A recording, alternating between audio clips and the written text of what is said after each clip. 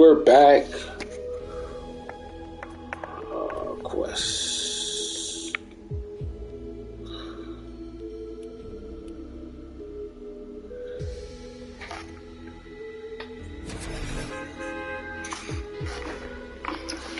I'll give you all some breakdowns on the watch market, what's been going on. I know people say the watch market is going down. It has. The markets for like gold and stuff, however, have gone up. So, like, particularly, I say the jewelry or the jewels market is looking, I would say it's looking very spotty and shoddy.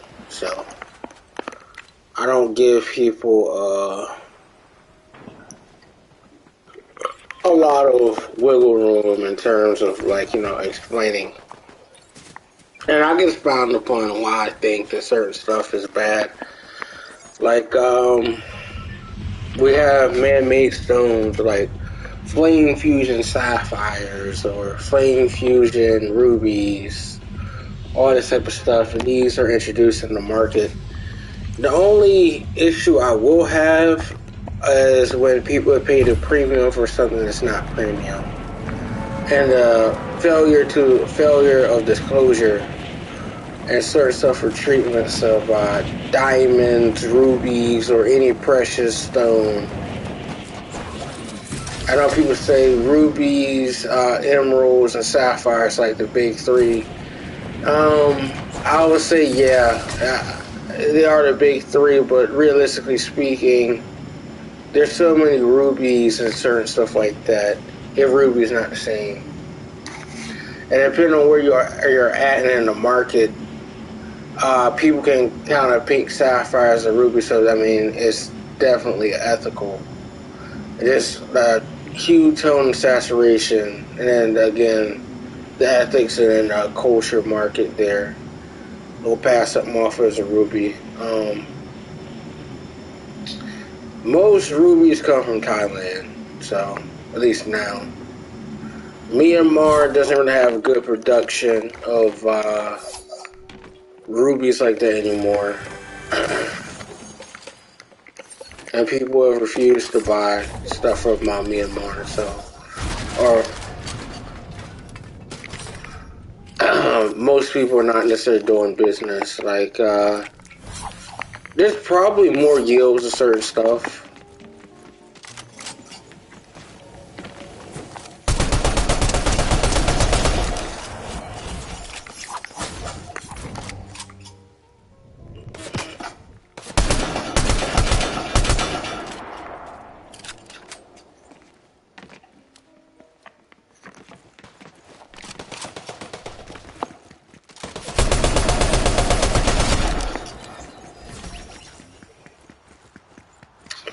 But yeah, realistically, I don't think that most jewelry places are, how can I say, giving people the straight and narrow of business ethics. A lot of places aren't. Like, I keep up with all the markets and certain stuff like that. You know, where the market's going, where the market's heading. Now, certain stuff, I'm not greedy about money. Like, if someone wants a thing or whatnot, you make a couple grand. I say 2 to 3, that's fine. I don't have a problem with it.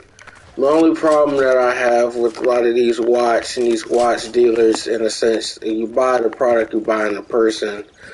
And it's just an extension of, you know, either the bull or either the downright indignant components of doing business with people. And why would I say indignant, like just indignant? A lot of these companies or certain stuff like that, I mean, you think about it.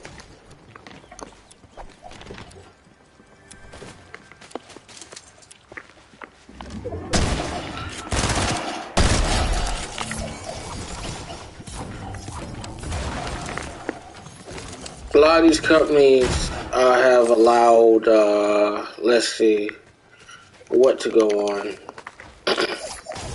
Oh yeah, there are these policies and practices and whatnot to ensure that, you know, you give them a lot of money and you're not even allowed to, like, question it. Like, you want a platinum Daytona or something like that that's off catalog or whatnot, you're not going to get it. And in my honest opinion, if we talk about, you know, watches and watchmaking in a traditional component, a lot of these companies have authorized dealers, and, you know, it's a contract. After a certain thing, their contract can be terminated any time. It doesn't matter about the time or anything like that. If it's not beneficial for both parties, then, you know, obviously they're going to pull it.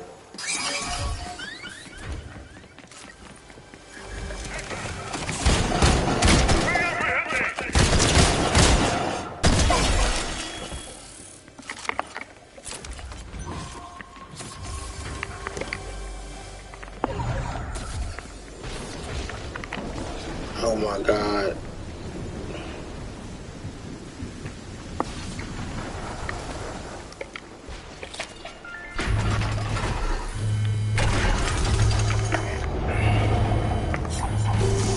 Open the door.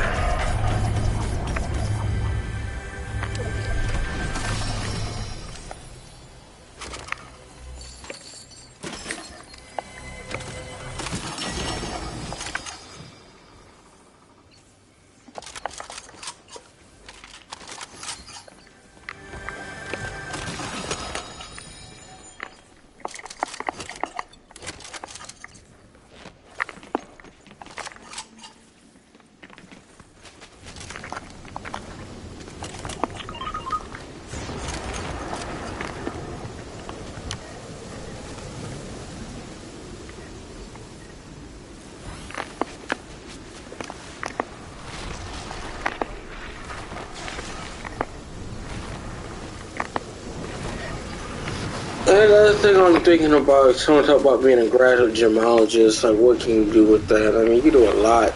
I mean, not every gemologist is a jeweler, not everybody is actually able to assign like actual value to an actual gem, because you have to test it. And then a lot of people that have their own gemological labs. Like I follow a lot of people, they follow me.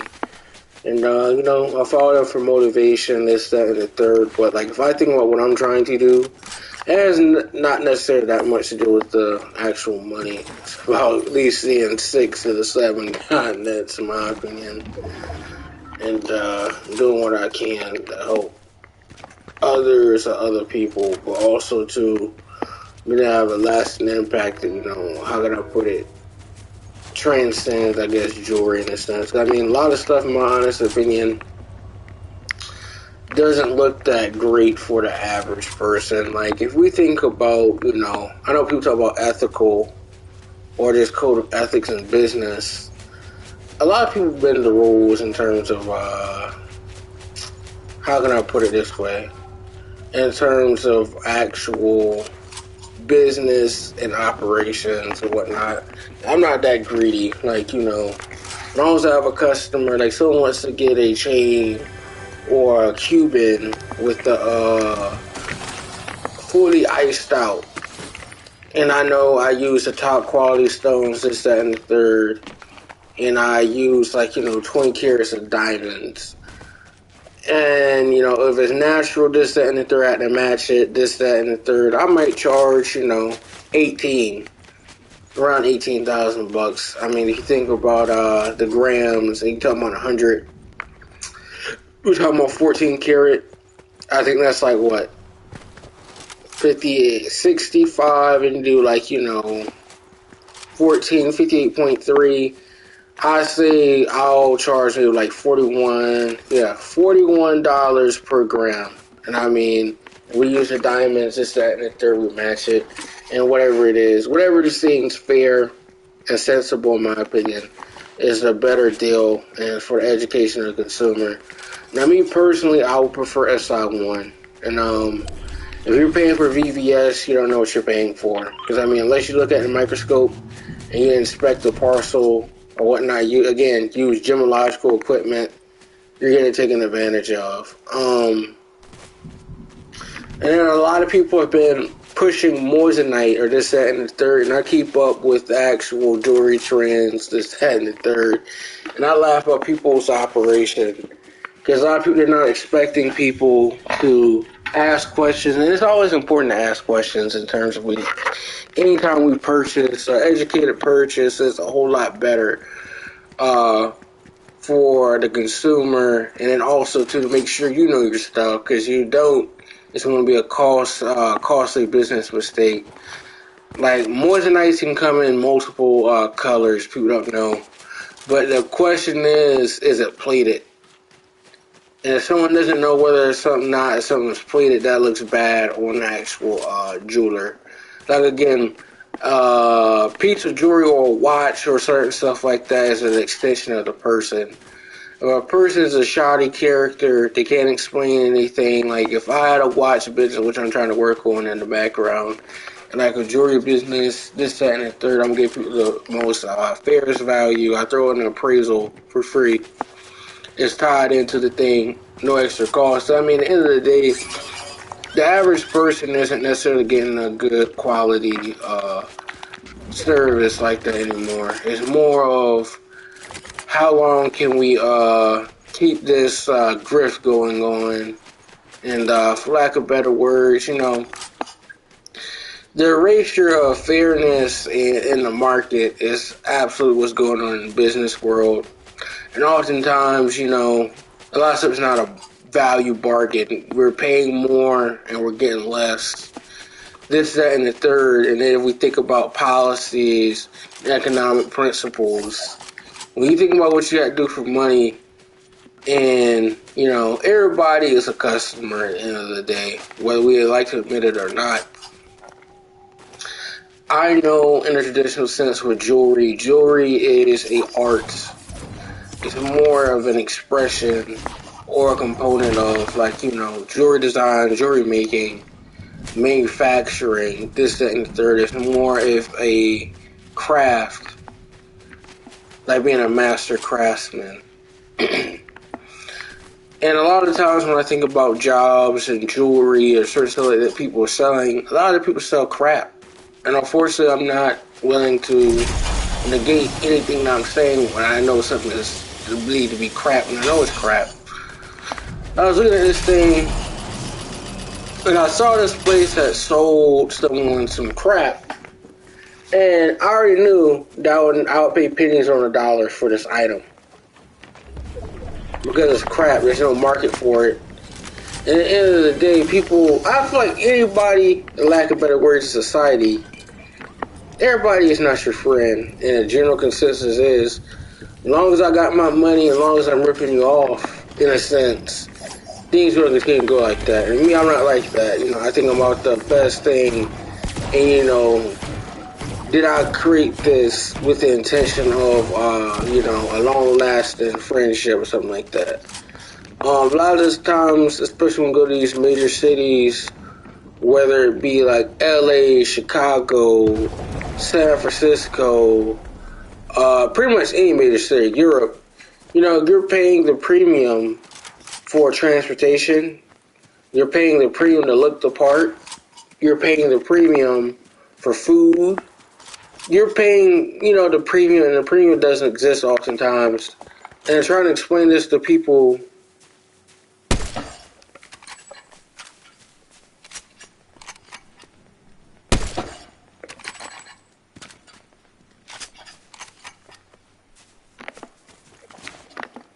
It doesn't necessarily sound that great in retrospect.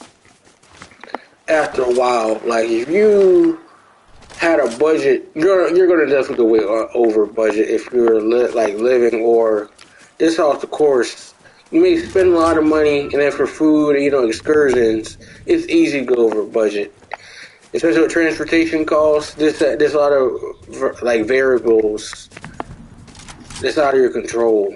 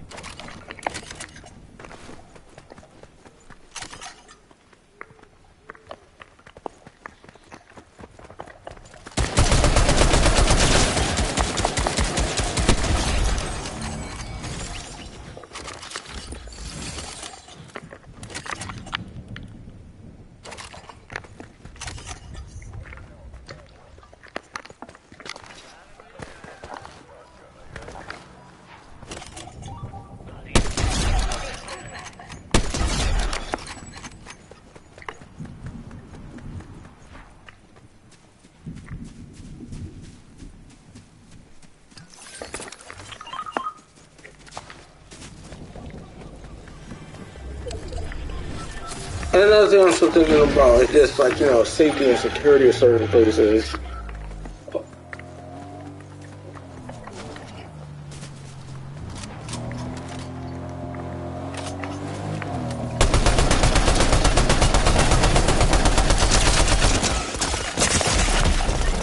That guy should be dead, man.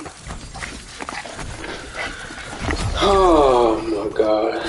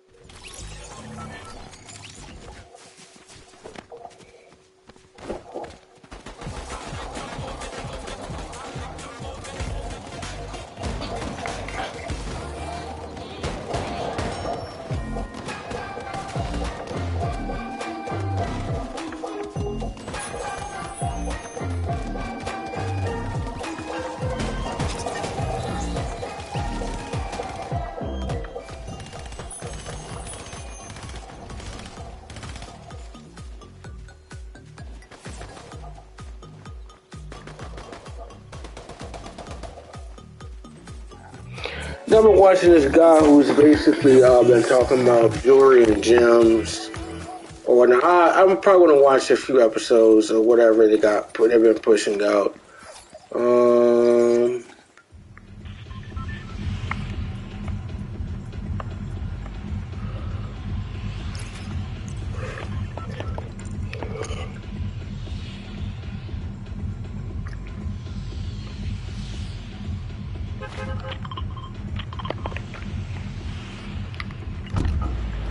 If I also had to think about, like, you know, in terms of the market too, in terms of jewelry and jewelry making too, especially,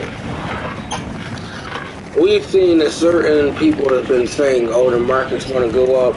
Realistically, I think the market's been at where it's been at. Like, I say upwards to like, let's say about a month and a half ago, gold was around like $1,700. And now it's going up. Gold is a great investment, but the actual, how do I put it this way? People are not getting their money 100% back. You won't take that much of a haircut in terms of actual certain stuff. But people will take a haircut on just certain items.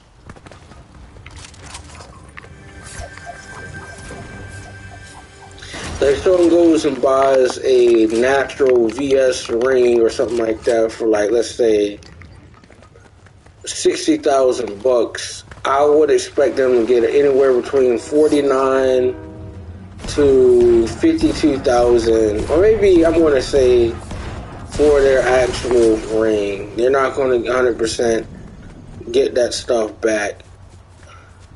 All of it. This is not going to happen, but compared to other stuff, yeah, you'll be able to, in a sense, see a majority of your money back if you buy right.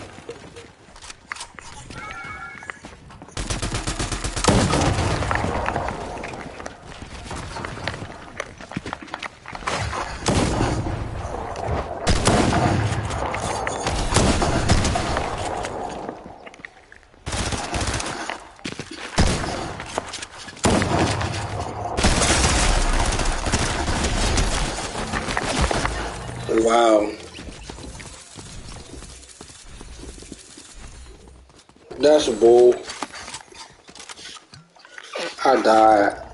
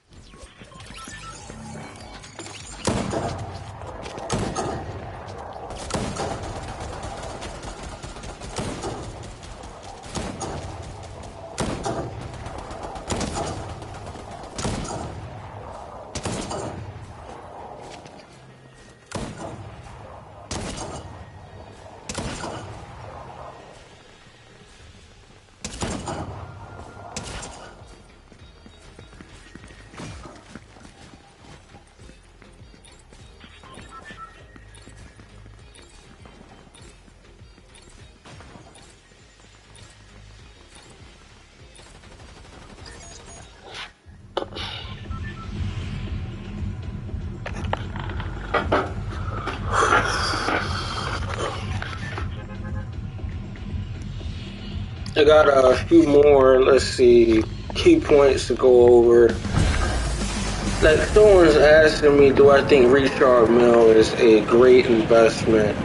I will say, the answer to that question is to be determined.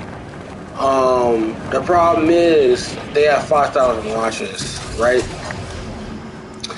And unfortunately, most of those watches are going to end up in the Asian market because there's a huge concentration of wealth and priority of actual stuff. California may see, I'm going to say, a total of, I'll put it anywhere between, I'm possibly going to say maybe around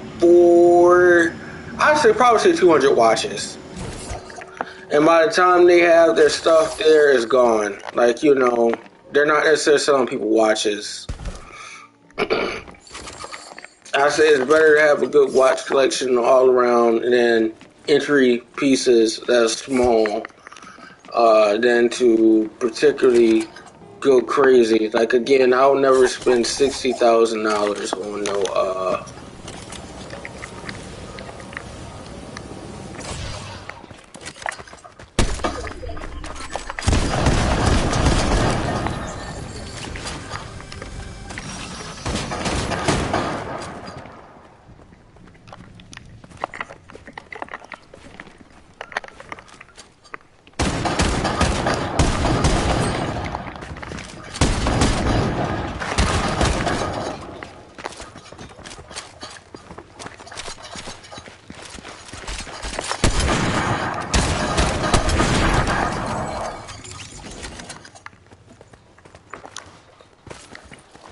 that was just stupid.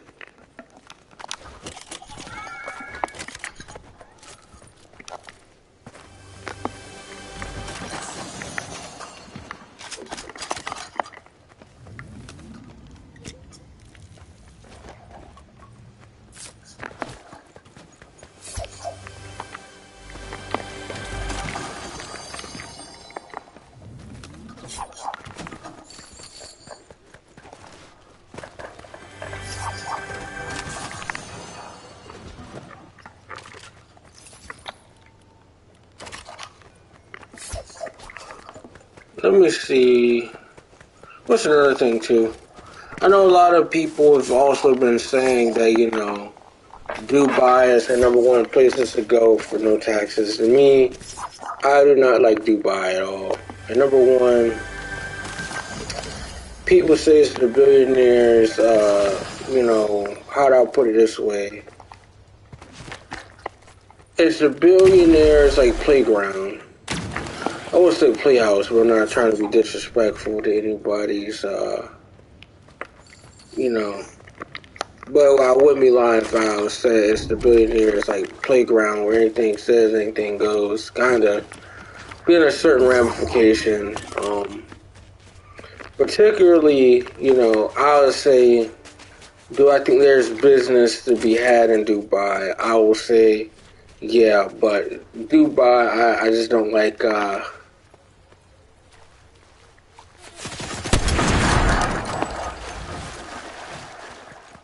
the guys wouldn't be dead anyway. I will say for the most part, if we talk about our actual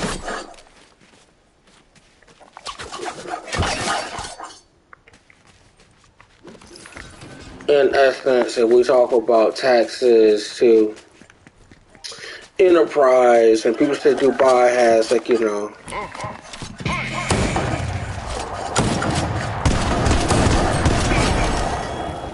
say Dubai has, 0% tax.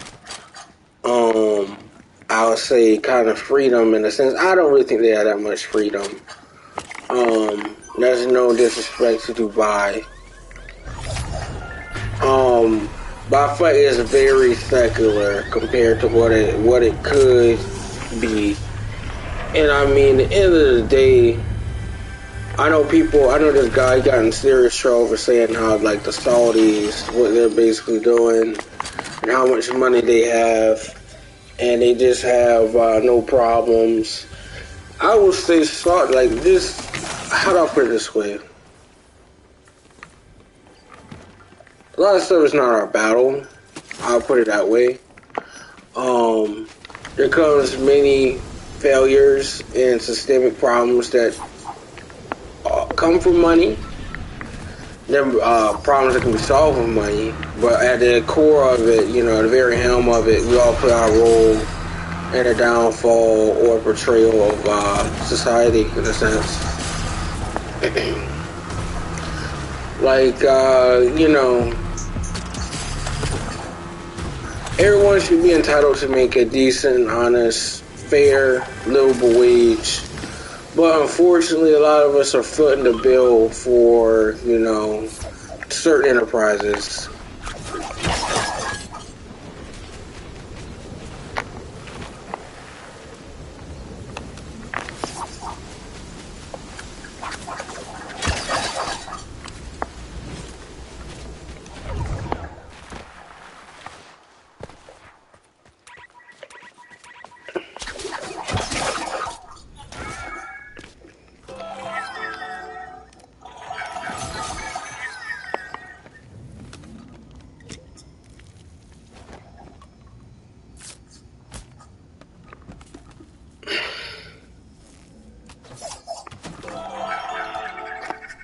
No healing needed, alright.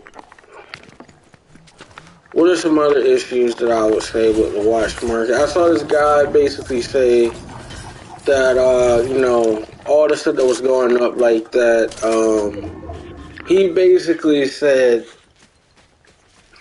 that he went to the mall in Dubai and went to the actual boutiques and they played fair game with him and he bought the watch that he'd been looking for. And I feel like that's fine. And he paid retail for it. And he still made money. I know he's kind of in the watch flipping business or anything like that. I feel like it's okay. But for the watches and certain stuff like the more identifiable and then where he lives at, honestly speaking, it's not necessarily good. Like Miami, but pretty much any major city cannot wear a watch particularly. I think you should be able to wear your watches. London, don't wear a watch. London has saw their issue with actual violent crimes and then dealing with repeat offenders or theft rings and this, that, and the third. You know, some of these people, unfortunately, they shouldn't see the light of day. And some people have done all the, you know, there's no type of, how can I put it this way? There's no type of reintegration society these people can do.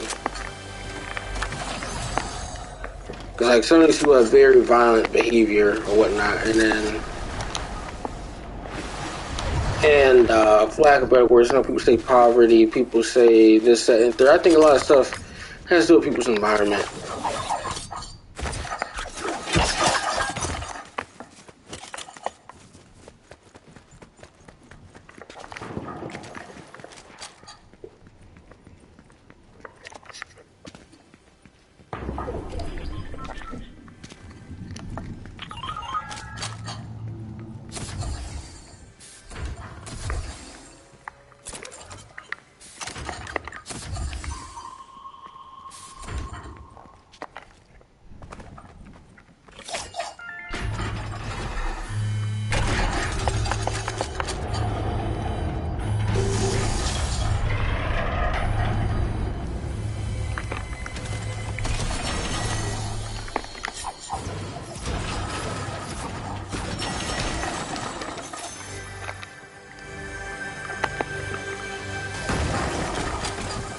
I watched some more videos and I saw this guy had like $100 million worth of Richard Mills.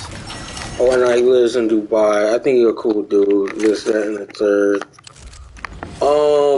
Realistic, I saw him say that, you know, he bought some stuff when it wasn't that hot. And he's basically 4 times his money. But at the end of the day, I think it's cool. But again, I don't think that anybody logically is going to, how do I would say, gauge that with open mind when you think about it. Because sometimes you're not going to see return. And then, two, I would say in the business, speculative, certain stuff like that, you can't have more cash on hand and not prepare for at least fall. Once someone basically has gone and purchased certain stuff like that and they have no way to get out of it with jewelry, the thing I like about jewelry in a sense, scrap metal, certain stuff like that, you can melt it, put it in a gold bar, sell it, get all your money back, the majority of it back, and you get paid instantly, get a check. I think that some people get ripped off if they don't know the amount of money that they add. I understand people got to make money, this, that, and the third. But I mean, if you can make, a good $2 to $3 grand, I mean, at the end of the day, that's a win for you. You got it a few times. I mean, you're good. Or at least give, I would say, 85%. I'm fair. 85% of the money.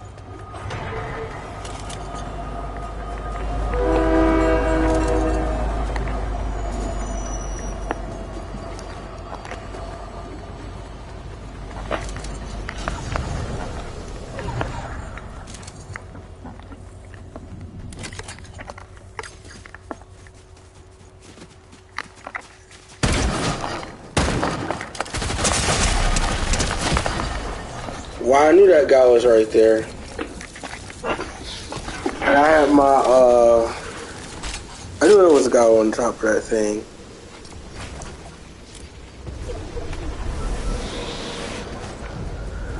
I'll possibly play a few more and I'm gonna get off. I'll play one more. How many minutes have I been streaming? That'll tell me what I need to know. Broadcast. Alright, not that long. 33 minutes. I like to be up where I'm at. Probably have like another hour. I'll give y'all like, not an hour, another like 30 minutes. I'm gonna get off. One of my reasons I feel like a lot of these watch markets and certain stuff, like I watched this guy today, or like Rick from Pawn Stars or certain stuff like that. He basically ensures that, he's giving people the best deal. I don't think so. He's ripping people off. And quite frankly, I understand he has to make money, but just ripping people off, I have a problem with that. At least I understand, with business and certain stuff, that has to be shrewd. But if you have, let's say, 18 karat, something like a bangle or something like that, or paperwork as diamonds. So I watched this guy, I watched Trax. Trax went out to, New York at this place that deals with estate jewelry, this, that, and the third. They had this thing with paperwork. I think Marilyn Monroe wore this necklace. They were asking for $750 at 45 carats of diamonds, this, that, and the third, VS quality. Paperwork, it didn't come with the original, pouch or certain stuff like that. They had, a gemologist or someone basically say 500, added a breeze, and the quality and condition it was in, they basically assigned the amount of, 500,000. Do I think 500,000 is a fair price? I would say for what it's worth and sentimental value and the fact that it has some type of documentation, I'm all for something at least where it has some type of intrinsic value and then documentation. Other stuff I can't say so much. I don't want people to get scams and pay a premium for something that doesn't exist.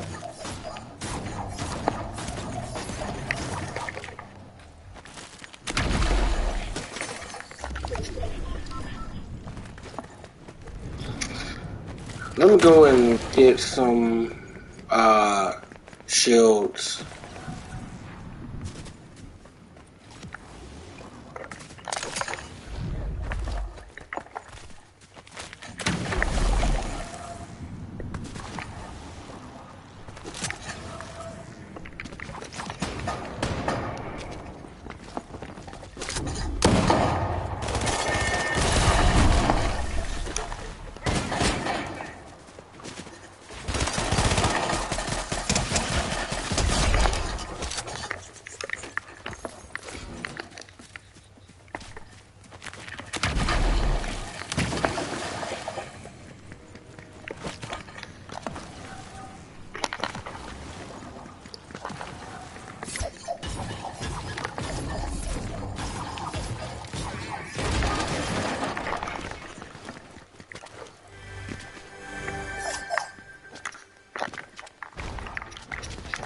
What in the ham sandwich?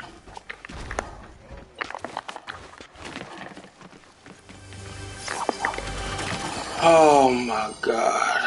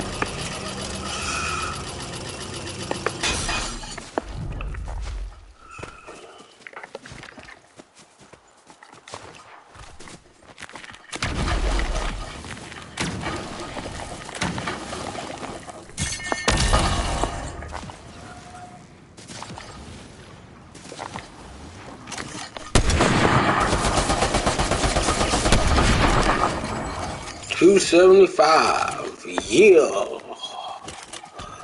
Yeah, boy.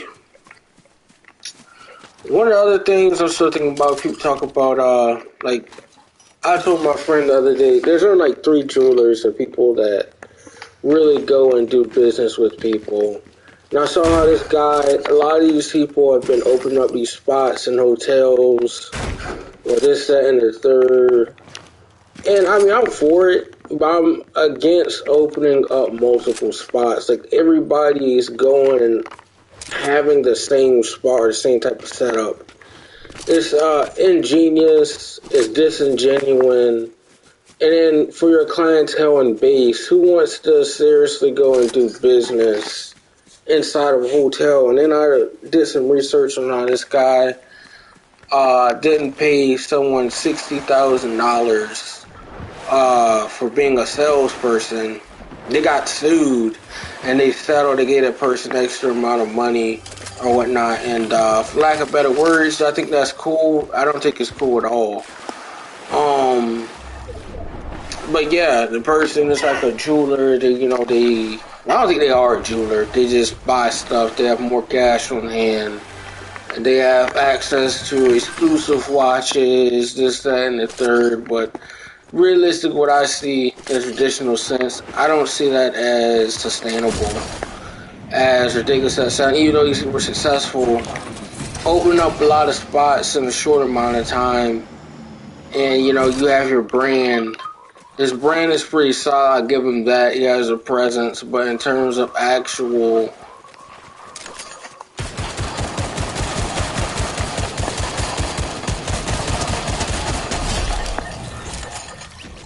I gotta really try to do that.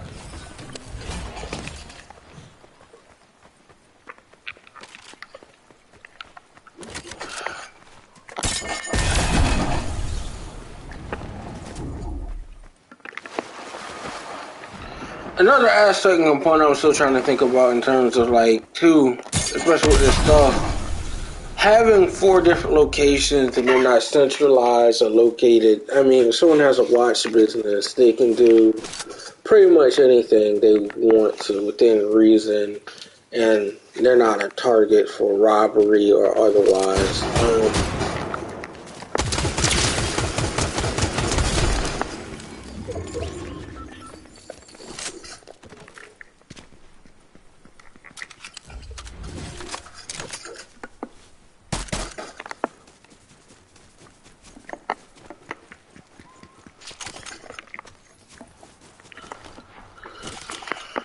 The only reason why I say not a target for robbery or this, that, and the third, it's strictly that. I mean, I've seen a lot of places in California or whatnot. These places have doors or whatnot. They're wide open businesses. They don't have people out there like armed security guards. This, that, and the third. And then the laws are so bad. And I know people say poverty, this, that, and the third. I definitely agree with poverty and the lack of advancement opportunities.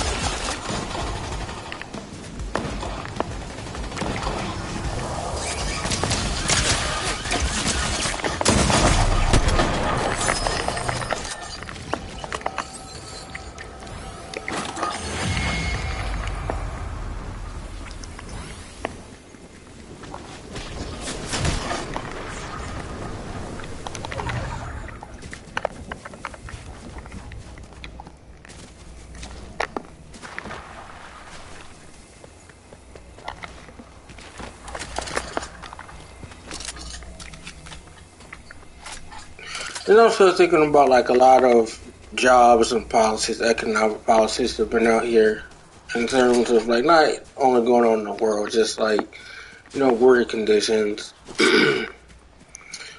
Labor has a cost or whatnot. A lot of people don't want to pay, and a lot of people, I think the skill set has everything to do, and your education has everything to do about what's proportionate to what you're getting paid and how you use it. Your income isn't going to, I guess, better and improving your existing skills or your existing knowledge. At the end of the day, a lot of jobs, unfortunately, are disposable, and a lot of people haven't learned that detail or learned that detail.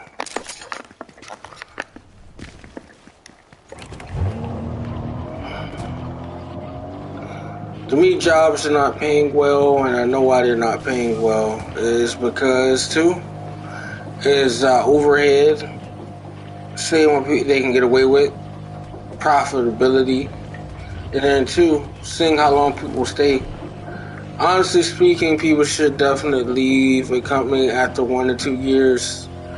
One I would say, that's with loyalty. I say development or opportunity and development rather.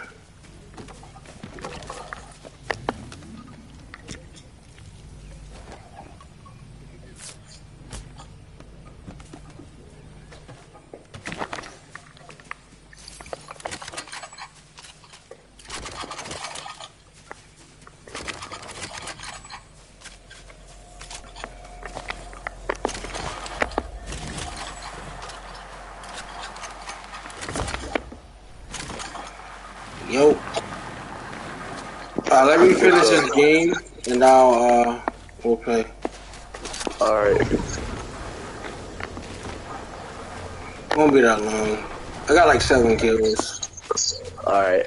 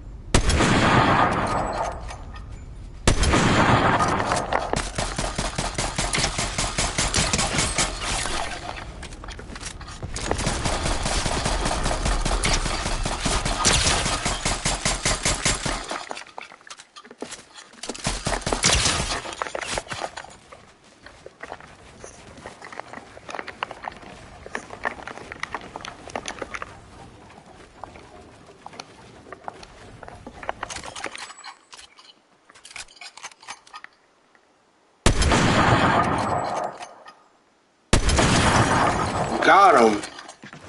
This guy's trash. Trash bag. My God. My God. My God, that guy's trash. He did all that just to get whooped.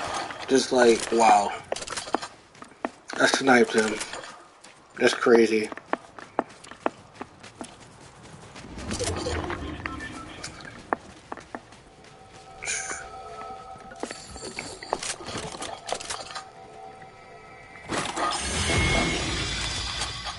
Covert.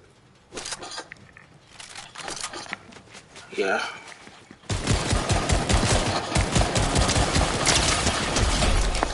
This guy, oh my God.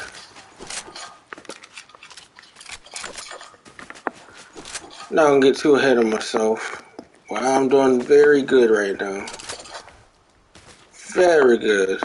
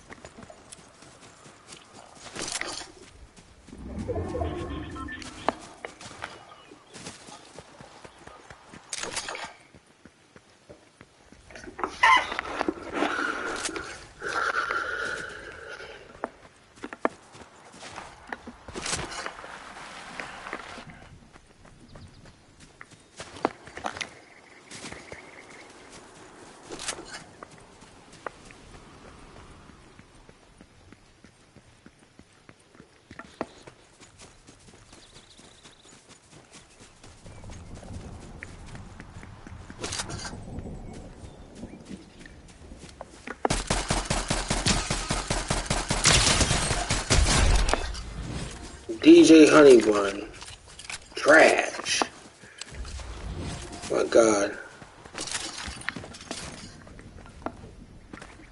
I have to get off this hill.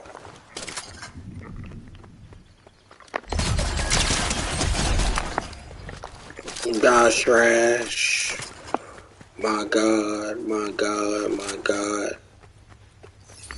I'm going off. And I'm doing good. Which is always a plus.